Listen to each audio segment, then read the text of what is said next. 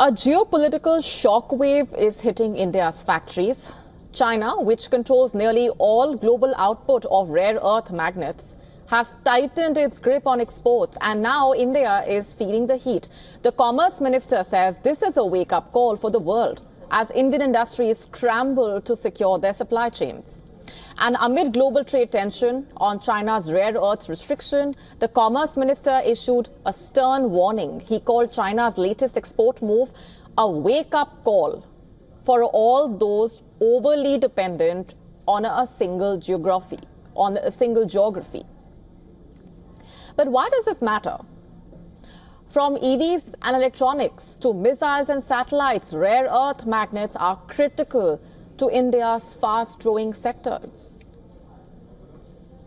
And in a way, it's a wake-up call for all those who have become over-reliant on certain geographies. It's a wake-up call for the whole world that you need trusted partners in your supply chain. And India is now becoming the alternate that the world is looking up to, because with India, they have the confidence that they will never have to suffer this kind of problems.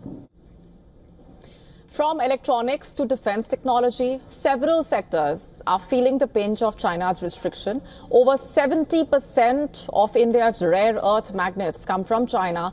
And according to Reuters, these materials are used in electric motors, battery packs, defense radars, and even everyday appliances. With export licenses now restricted, Indian manufacturers are already facing order delays.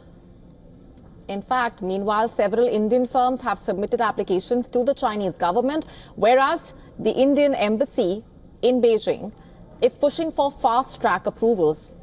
But the minister made it clear that India is not waiting for Beijing's green signal. He said the focus has now shifted to finding alternative sources and scaling up domestic production.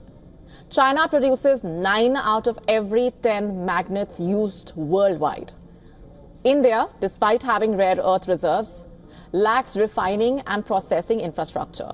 So it imports over 70% of its magnets.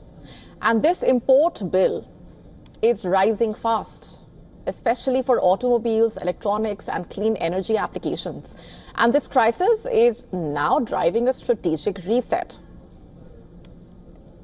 The minister said that India will emerge as a winner in the medium to long term, with both government and industry pushing for self-reliance. Startups are stepping in, manufacturers are funding innovation, and the government is considering expanding its production-linked incentive scheme to include rare earths processing, magnet recycling, and material R&D.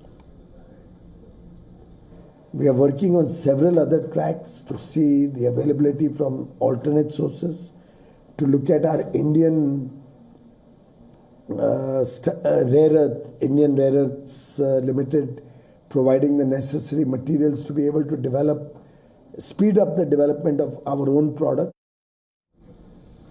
And this is more than a trade issue. It's a question of strategic autonomy. Though rare earth minerals may sound obscure, but they power EVs, satellites, submarines, semiconductors, the front lines of the next economic and geopolitical era. And the minister's message is clear that India cannot afford to be caught off guard. To stay up to speed with the latest news, download the WION app and subscribe to our YouTube channel.